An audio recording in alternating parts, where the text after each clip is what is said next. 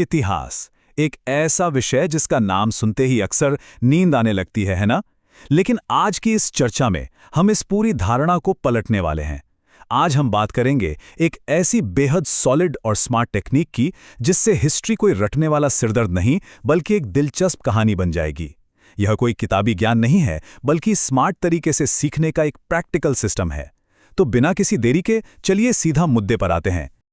अब सबसे बड़ा सवाल जो अक्सर दिमाग में आता है, एग्जाम से ठीक एक रात पहले सारी तारीखें और साल दिमाग से अचानक गायब क्यों हो जाते हैं। पूरी किताब पढ़ ली, सब कुछ रट लिया, लेकिन ऐन मौके पर सब ब्लैंक। सच कहूं तो ये कोई व्यक्तिगत कमजोरी नहीं है बल्कि एक बहुत ही आम दिक्कत है।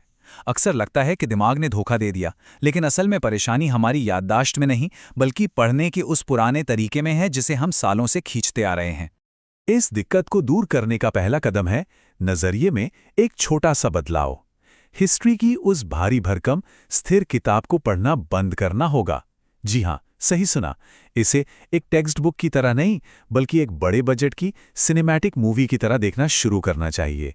जब पन्नों पर लिखे शब्दों को दिमाग में एक फिल्म की तरह चलाया जाता है तो इतिहास सिर्फ एक विषय नहीं रह जाता बल्कि सीखने की पूरी प्रक्रिया बहुत ही एक्टिव और मजेदार बन जाती है। जरा सोचिए, बड़े बड़े राजा, उनके महाकाव्य जैसे युद्ध और दुनिया बदल देने वाली क्रांतियां, अगर इन्हें सिर्फ पन्नों पर छपे काले अक्षरों की तरह पढ़ेंगे तो कोई भी बोर हो जाएगा। लेकिन जब इन ऐतिहासिक किरदारों और घटनाओं को किसी एक्शन मूवी की तरह दिमाग की स्क्रीन पर प्रोजेक्ट किया जाता है तो हथियारों की आवाजें और राजाओं के बड़े बड़े फैसले एकदम रियल लगने लगते हैं। और यही वो पॉइंट है जहां फैक्ट्स बहुत तेजी से और लंबे समय के लिए हमारी मेमोरी में फिक्स हो जाते हैं। अब आते हैं तारीखों पर। इन्हें बार बार रटने की बजाय एक स्मार्ट ट्रिक अपनानी चाहिए। तारीखों को किसी बड़ी घटना के साथ जोड़ देना, जैसे 1857। इसे सिर्फ एक 4 अंकों वाले नंबर की तरह नहीं देखना है बल्कि भारत की पहली बड़ी क्रांति की तरह याद रखना है। जब दिमाग इस ऐतिहासिक घटना के इमोशन और उसके असर को समझ लेता है तो 1857 का साल अपने आप उस पूरी पिक्चर के बैकग्राउंड में सेट हो जाता है। ये एक कमाल की मेमोरी ट्रिक है। दिमाग में फिल्म बनाने के बाद अगला सबसे ज़रूरी कदम आता है स्मार्ट नोट्स बनाना। अब पूरे चैप्टर को सिर्फ एक सिंगल पेज पर कैसे लाया जाए, इसका रूल बहुत सिंपल है। उस एक पन्ने के शॉर्ट नोट्स में सिर्फ 3 ही चीज़ें होनी चाहिए। सबसे ज़रूरी नाम, मुख्य तारीखें और प्रमुख घटनाएं, बस। जब जानकारी को इस तरह से फिल्टर और हाईलाइट कर लिया जाता है तो दिमाग पर फालतू का बोझ नहीं पड़ता और रिवीजन के टाइम पर एक बहुत ही क्लियर लेजर फोकस्ड मैप मिल जाता है। खैर, विजुअलाइजेशन और नोट्स बनाने के अलावा एक और बेहद पावरफुल साइकोलॉजिकल ट्रिक है जिसे टीच अ फ्रेंड यानी किसी दोस्त को पढ़ाना कहते हैं। चैप्टर पढ़ने के बाद उसे सिर्फ मन में नहीं दोहराना है बल्कि जोर से बोलकर समझाना है, बिल्कुल वैसे जैसे किसी दोस्त को कोई बहुत ही दिलचस्प कहानी सुनाई जा रही हो। ये तरीका सिर्फ पढ़ने से कहीं आगे की चीज है। ये जानकारी को अपने शब्दों में ढालने और उसे गहराई से समझने का एक बेहतरीन जरिया है। यहीं पर हमें चुपचाप रटने और किसी को बोलकर समझाने के बीच का असल फर्क समझ आता है। बोलकर समझाने से न सिर्फ रिवीजन पक्का होता है बल्कि तुरंत ये भी पता चल जाता है कि कौन सा हिस्सा अभी भी कच्चा है और कहाँ अटक रहे हैं। और सबसे बड़ी बात, जब कोई मुश्किल टॉपिक किसी और को आसानी से समझाया जा सकता है तो वो जो कॉन्फिडेंस मिलता है ना, वो ज्ञान को एक बिल्कुल ही अलग स्तर पर ले जाता है।